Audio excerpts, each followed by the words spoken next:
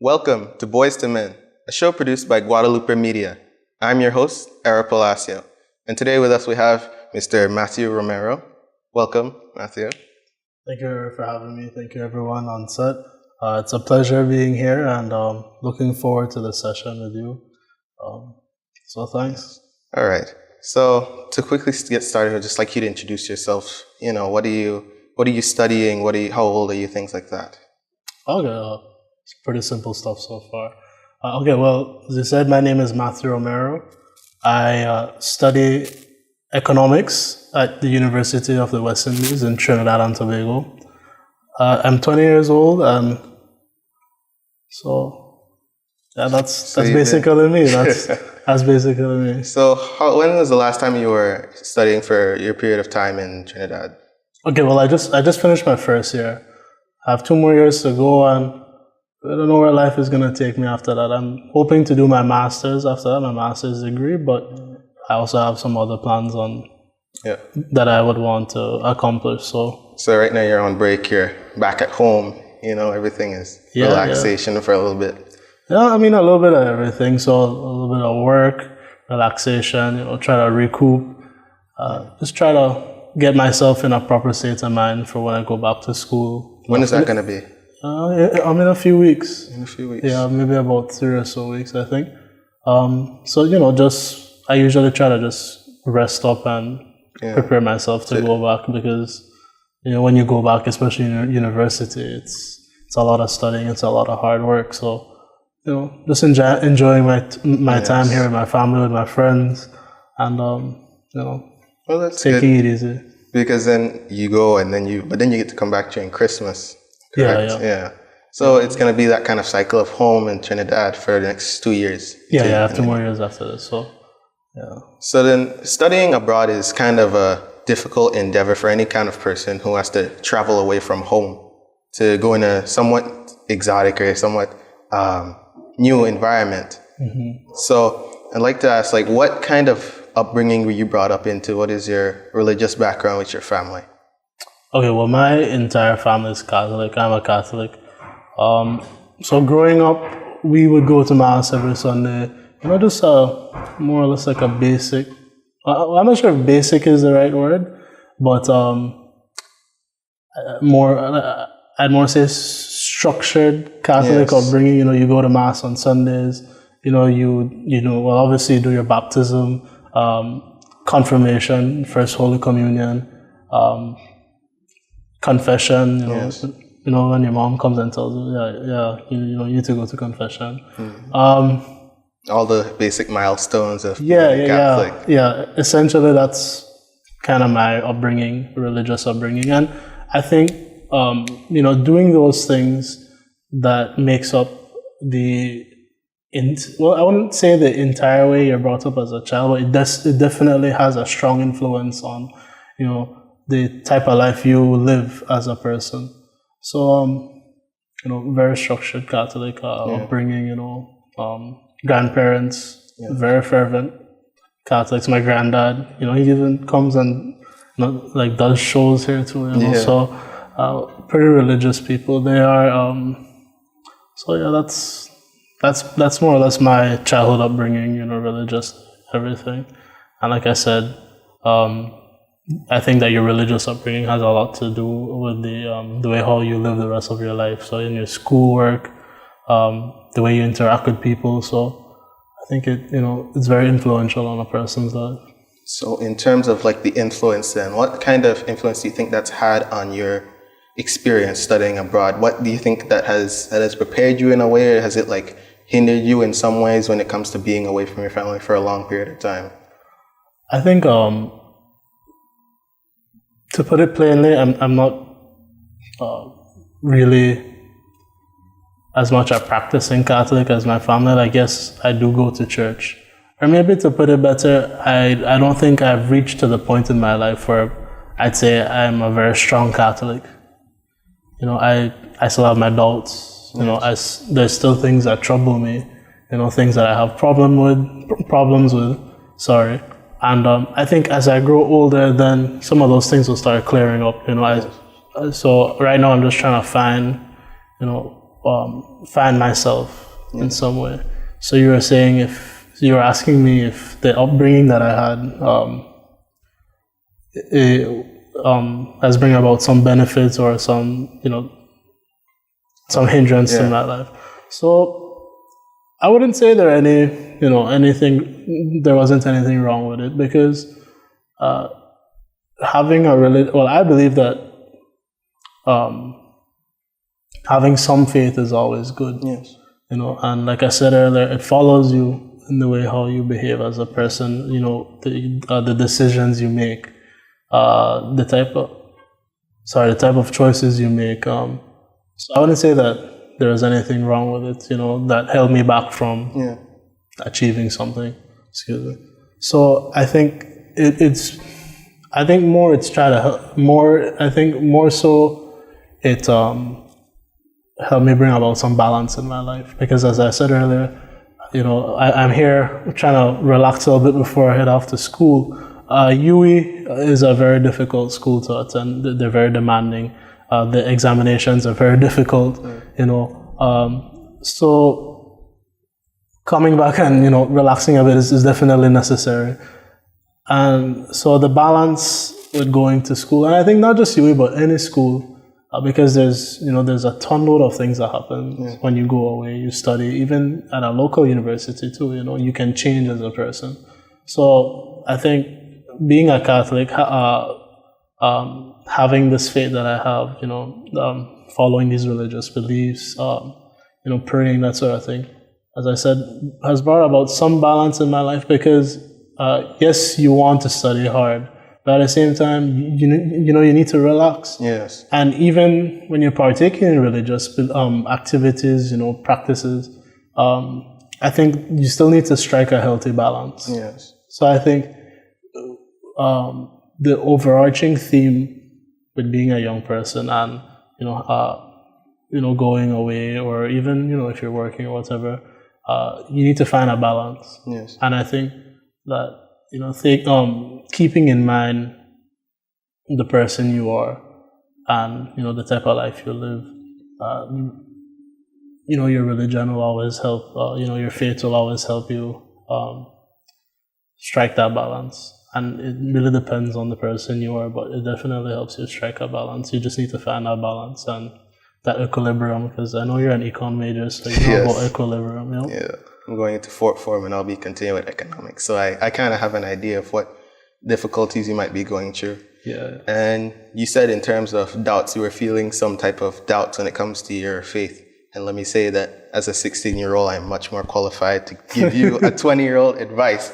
But honestly, in my own opinion, I think it's good that you feel doubts, because I've seen people who they pretend they go into the facade of Christianity or Catholicism with their families to make them happy, and they go through with it because they know that they don't think they have to believe in it. But it's important when you have doubts, because then that means you want to. The day comes when you believe in God, that's 100%, and that's resolute within your soul.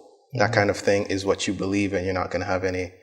They have doubting Thomas. He was the one. That doesn't make him a bad guy for doubting. Yeah, I think it just makes him human. Yeah, he wanted to make sure everything was 100% legitimate when it comes to Jesus being back alive. So, realistically speaking, it's a pretty intelligent move, because you just have this guy come up to you or whatever. And I'm the son of God, and I think any rational person at first would just be like, you sure? I just saw him die on a cross. The Romans just nailed him on a cross 3 days ago. What are you talking about? Just being human. Yeah. So now I want to ask you about how being away from home, the little benefits that you may see, because of course we all love our families, we all love being at home, but traveling is its own adventure. So I wanted to ask if there's anything particular that you enjoy about being independent on your own away from home. Oh yeah, definitely. There's a lot of things I enjoy being away from home. Not that I, I love being at home too, but I think some of the things I enjoy are definitely the freedom to do what you want.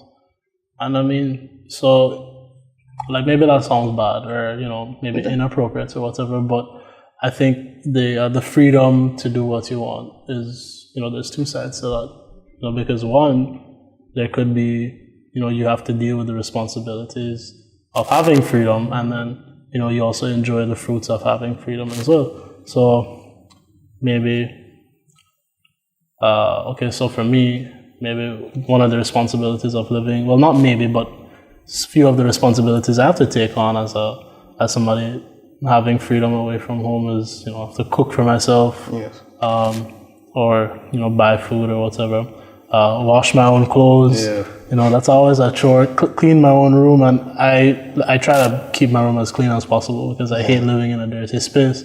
So that's just, I don't want to say it's a task, but really and truly it is. And some of the good things about living on your own is, well, you don't really, you don't have mom and dad around to tell you what to do. You could come home when you want, come back to your room, come back on hall when you want. Yeah. You can go where you want. Just keep in mind that try to be safe. Of course. So yeah, definitely those are just some of the few things, and I'd say that going away to study is, would bring about more benefit to a person than if they were to stay. I mean, there's nothing wrong with staying at home to study. It's Belize has plenty, very good schools, but I think traveling on a whole opens up your mind. I think it teaches you that you're not, the world doesn't circulate around you. Yes. There are people out there with real problems, really difficult situations. I mean, we see it here in Belize all the time. The poverty is very bad in Belize. But it is, but you're surrounded by it every day, and to some degree, you kind of become indifferent towards it. Yes. But traveling elsewhere, and you see that in maybe other countries like maybe India, China, there's poverty there is really bad. Yeah. People living in slums, all of these things, all of those dire situations. And well, I've never been to India. I've only seen pictures and videos. Yes. But I mean, even just traveling to Trinidad and Tobago has opened up my eyes to several different things that, one, that Belize isn't as Caribbean as we think. Yes, we have Carnival. Yes, we, eat all of these Caribbean dishes, like foods. We have these different practices, but, like those people are really like hardcore Caribbean. And I wouldn't say it's like culture shock or anything. I experienced like really bad culture shock, but it's definitely something that I think everybody should at least get to experience once. Living away from where they were born. So it really brings about more benefit to the person, as I said earlier. There's nothing to feel guilty about because I can hear you saying like nothing wrong being away from mom and dad, because if anything, I think when one is excited to be on their own, it's not that they hate their parents, definitely. I can't find anyone that hates their parents. The thing is that they want to see who they are as a person to grow and develop. So when you're on your own, you get to really find yourself to see who I really am when mom and dad aren't there to put a curfew on you, put a leash on you, I guess, or stick a fence around you, things like that. So when you see yourself for who you are, you get to realize, hey, I'm this kind of person. I'm a clean person. I always keep my room clean. Or, hey, I tend to forget groceries a lot, stuff like that. Because when you wake up and there's no bread, there's no water. Yeah. So you have to go do that yourself. There's no one to really be behind you and to, pick up behind you. You're accountable for yourself. Yep. There's nobody there, when some people go away, probably a bunch of other people, they have family around with them. Maybe they have an aunt and uncle that's an hour's drive away. I don't really have that luxury. Going away this year, I only had like one cousin over there. Yes. So she really helped me out a lot getting settled in. We have a friend over there, Father Taylor. He helped me a lot to get settled in. In fact, he had somebody pick me up from the airport. He couldn't because he was busy on that day. But all these things are good. Like when it comes to having a Catholic network and a faith network to keep you together, and even when you're far from home. And it was good that we were able to cover freedom in this little segment, because after this short commercial break, we're going to cover maybe some of the not the darker sides, but maybe the uglier sides of traveling abroad. So we'll take a quick commercial break and we'll be right back.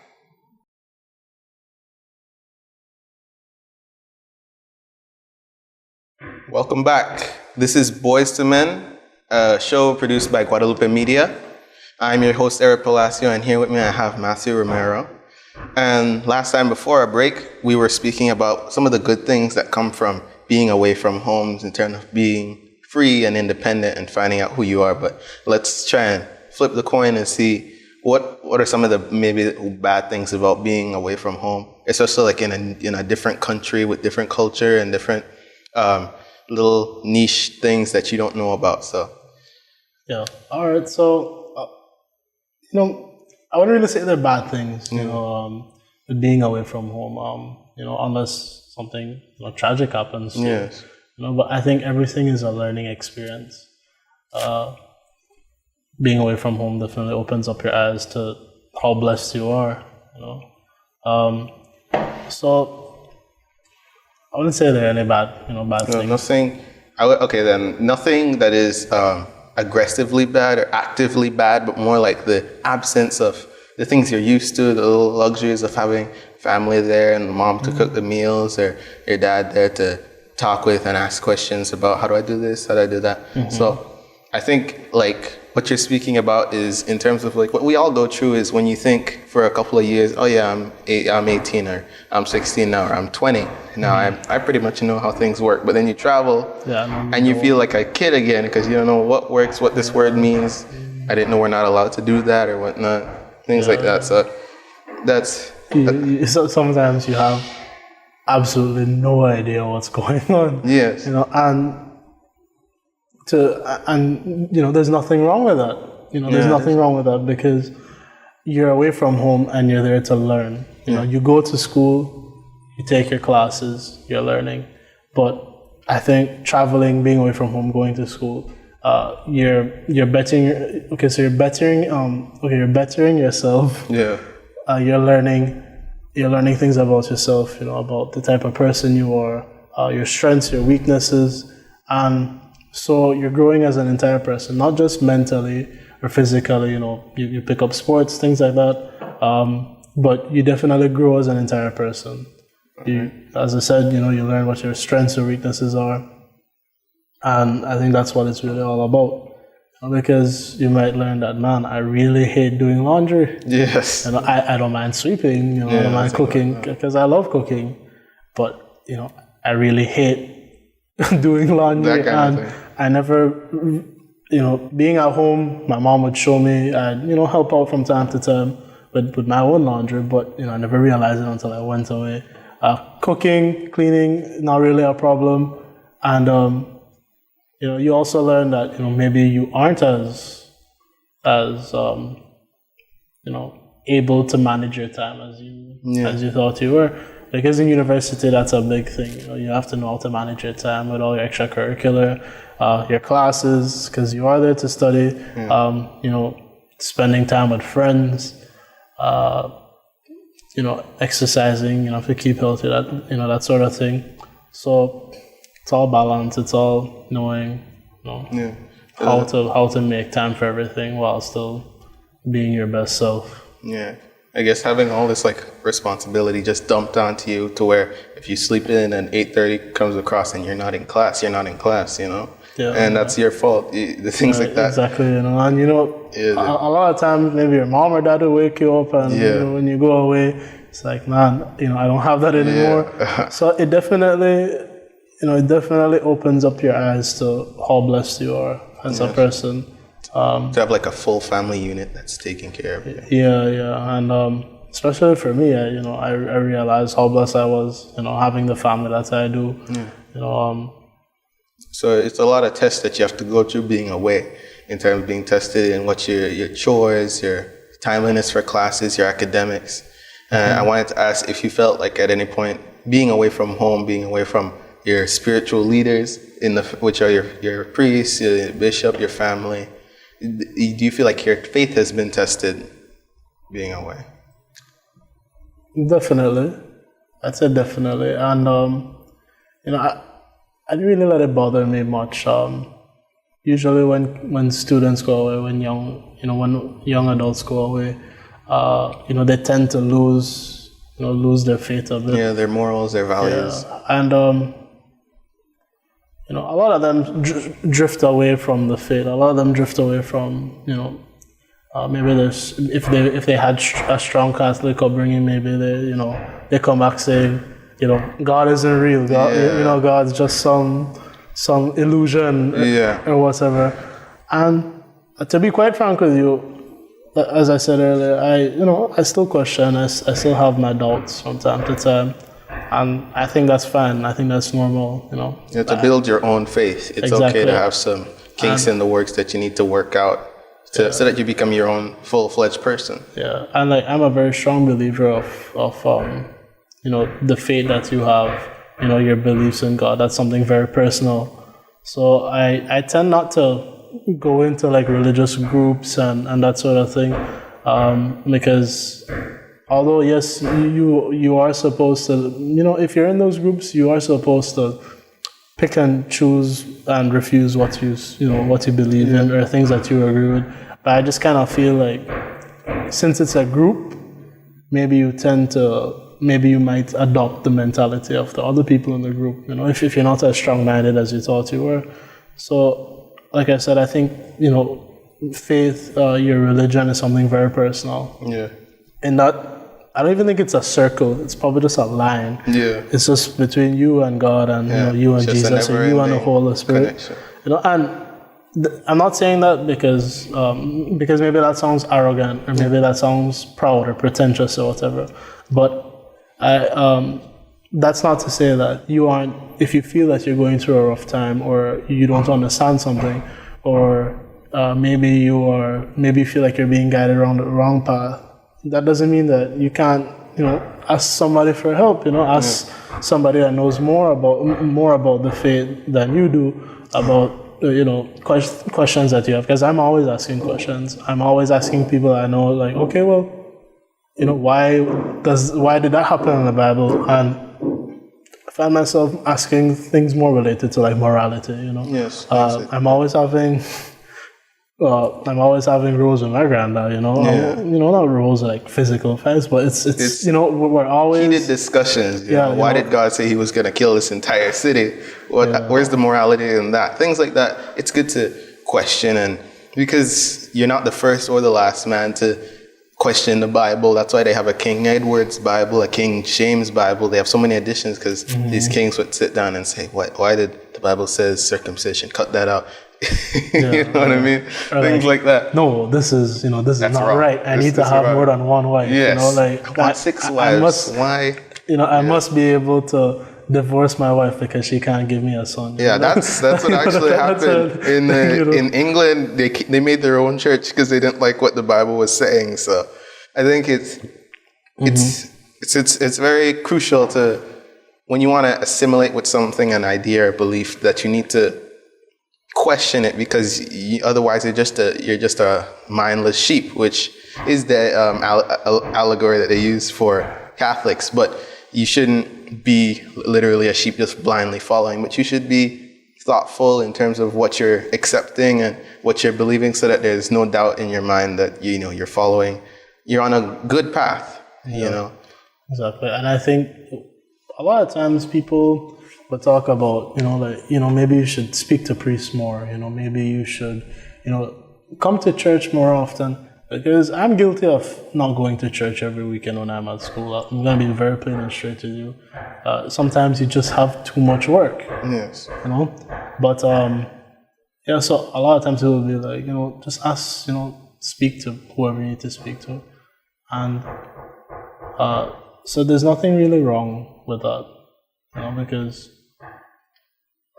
I kind of lost my train of thought. Yeah, okay. I think what you were saying is that in terms of, there's nothing wrong with you trying to balance out in terms of speaking with priests and your faith leaders, because you're not perfect, so you're not going to do it right the first, second, or third time. Yeah. You need to consult with your religious leaders to see, I don't have enough time to mix in work and faith, and they'll be like, okay, well, what are you doing when you wake up? eat breakfast and you watch TV and then you're on your phone. So why not cut out phone time and just do a service in the morning? Find the 6 a.m. in the morning, 9 p.m. in the night. Find something that will work for you. And if even then you can't, for half an hour, just say prayer, do a rosary, things like that.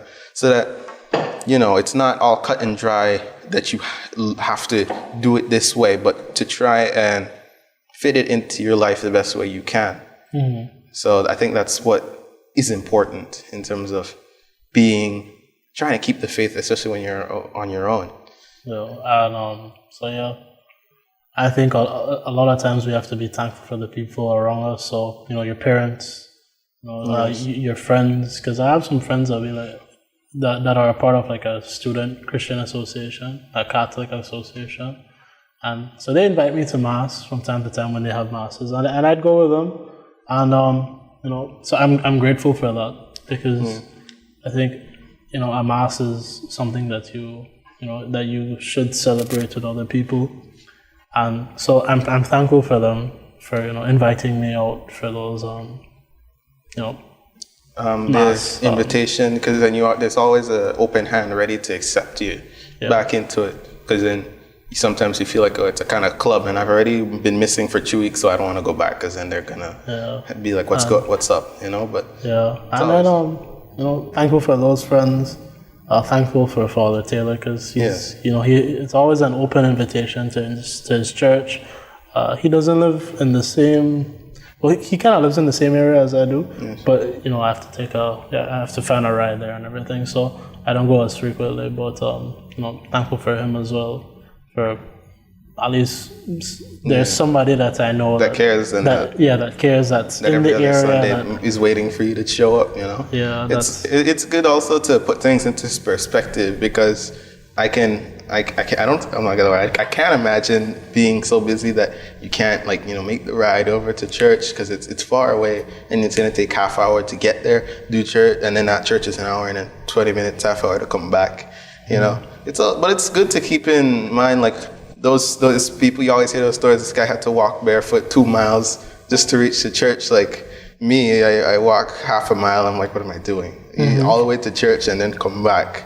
So we sometimes have things easier than we think, but it's always important to look to the past to feel more faithful in the present, especially with people who would be killed on the spot for saying they believe in God, or that they were Catholic, or having any kind of cross on them, things like that. In terms of going to church, I wanted to ask you, in terms of being a priest, have you ever considered that role? It's crossed my mind a few times, and it's I think if you're interested in the priesthood, it's something you really have to meditate on a lot. It's something that you have to really chew down to the bone. It's not a split-second decision. And maybe one day you wake up and you say, I want to be a priest, but how much thought have you put into that? So it's maybe crossed my mind once or twice, and it's not really the life I want to live. It doesn't have to be, because that's why they have lay ministers, they have fathers who train their children to go to church and continue on the legacy. So and I think when it comes to my opinion on the priesthood, it's definitely a noble profession. Yes, it's something a lot more people should consider, because we do need priests. We need more priests in Belize, and they're good people to have in the community. So I've thought about it once or twice.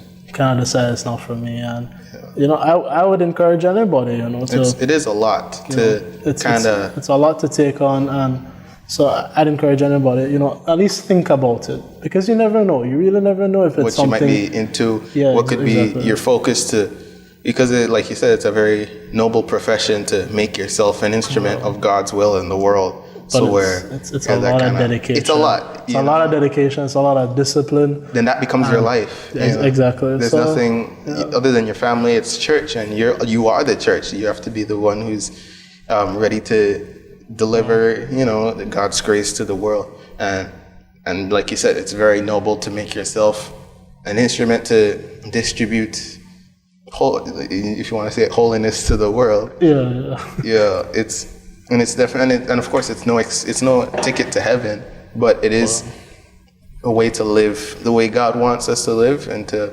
be kind of a representative for heaven, if you want to put it that way. So we'll get more on that after a short commercial break, because then I want to talk a little bit more about, the faith of it, to be away from home and to stay a practicing Catholic. So after this short commercial break, we'll be back.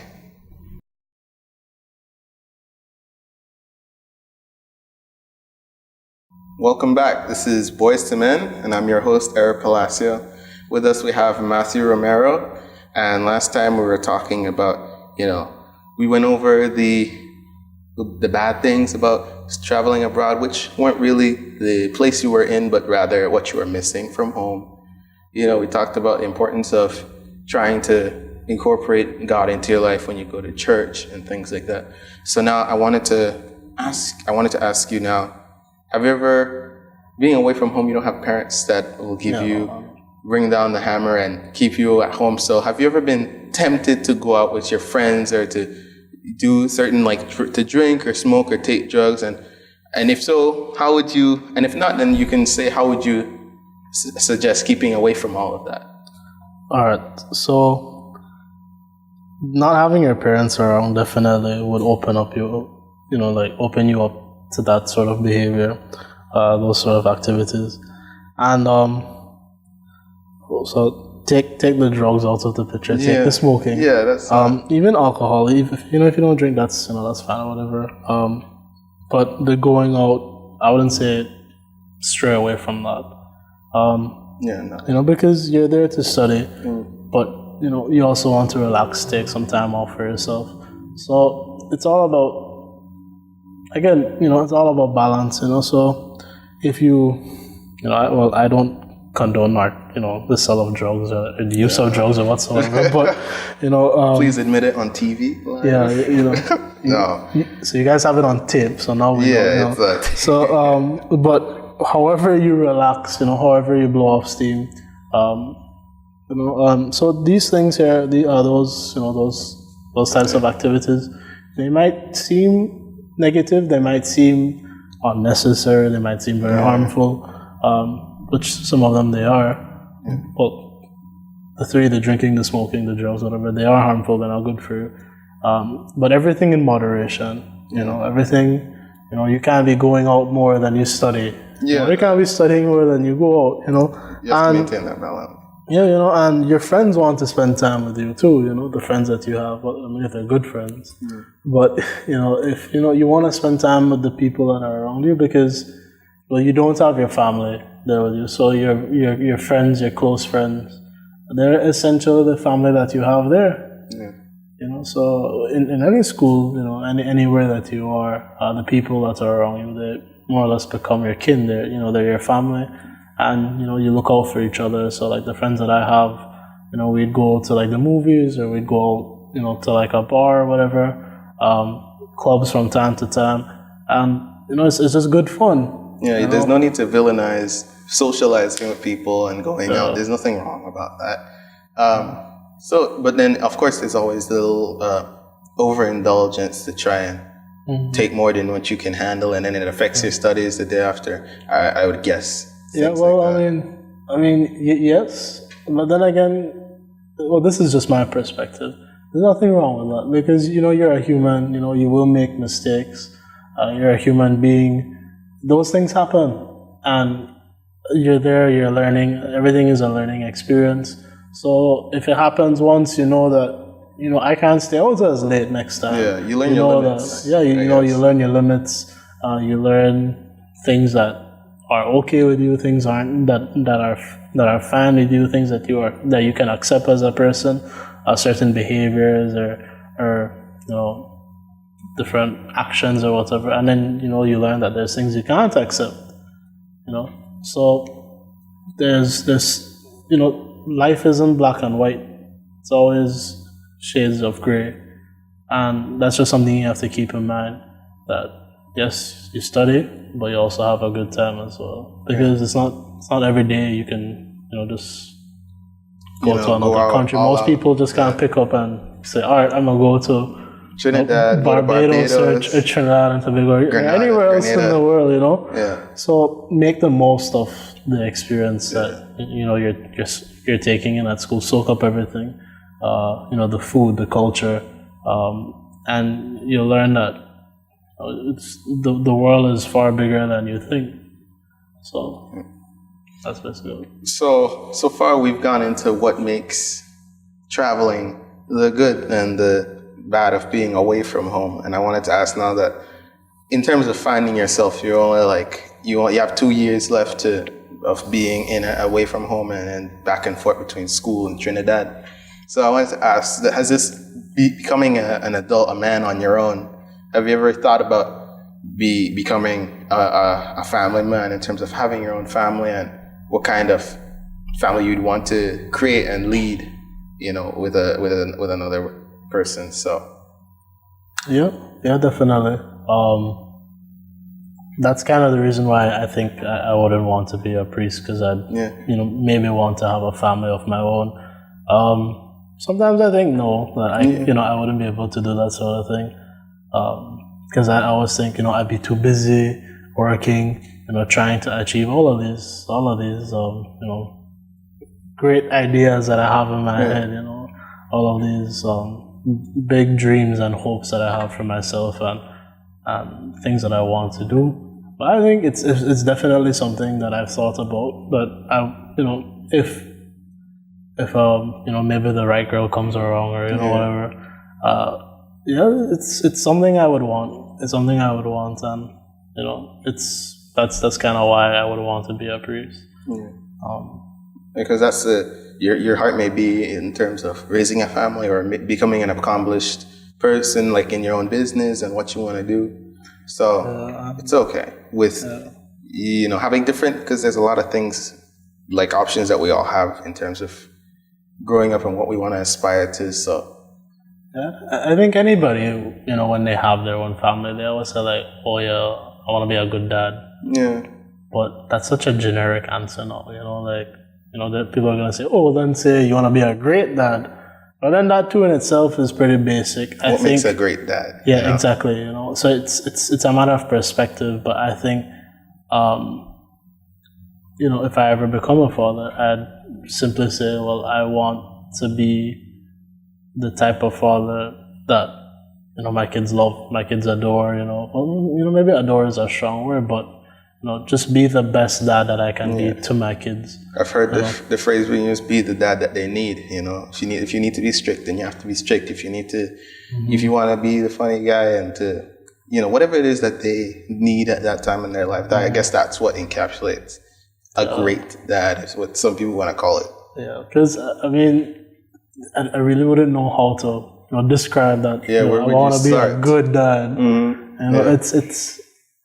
I think if you say you want to be a good dad, chances are that it probably maybe might not work out for you, because I think usually when people say I want to be a great dad or a good dad, it's like all the way up around like some pedestal, on maybe some unachievable goal, because you will mess up, you're a human being, but I think just to be fair to yourself and fair to everybody, just be safe to say, or actually I want to be the best person I can be. And that could take so much different directions, maybe an example would be like, I think maybe being a good dad or being the dad my kids need would be attending all of the sports games, carrying them to, say, football practice or rugby practice, going to the games, So it's definitely being the type of person, like you said, being the type of person that they need. So your wife, I have no idea what it's like being a part of, having your own family in that sense. So I could imagine that it's the same goes for your spouse as well, I look at my parents, but I don't know what it's like to be married to somebody else. So, I could just imagine that the same principle applies, but kind of have to use your own discretion. I guess you would just have to, take the good from what your parents are and make it your own, so that you're your own good dad, a husband, a father. And even the people around you, so like my grandparents, my aunts, my uncles, So it's soaking in your environment, seeing what you like, and picking up on that and putting it in place and putting your own spin on it, getting your own spin on it. And I think that's an effective method of achieving that goal, your own ideal. Because like I once heard this rapper, right? I mean, it seems far-fetched coming from him. This guy Post Malone. I'm not sure if you know him. Oh yeah, Post. Yeah, he was being interviewed, and he said, everybody's a genius, but very few people can understand the genius that you are. Yeah. And when I heard that, like my mind just got blown. I was like, this guy is probably high all the time, but he's talking a lot of sense right now. So a lot of times, actions that you might, and to put it into a certain type of context, you might think that you're being the best person you can be, or you are, but a lot of times people won't understand that.